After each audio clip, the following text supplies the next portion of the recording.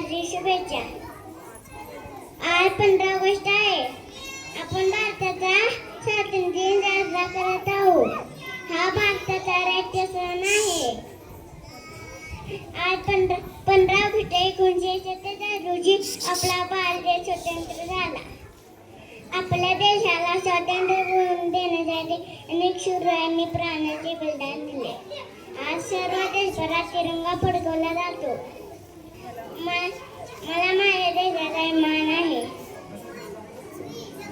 उत्तर तिरंगाचा आभाळ असेल, उत्तर तिरंगाचा आभाळ असेल, नतमस्तक मी त्या सर्वांच्या जिनी बहादर करेल.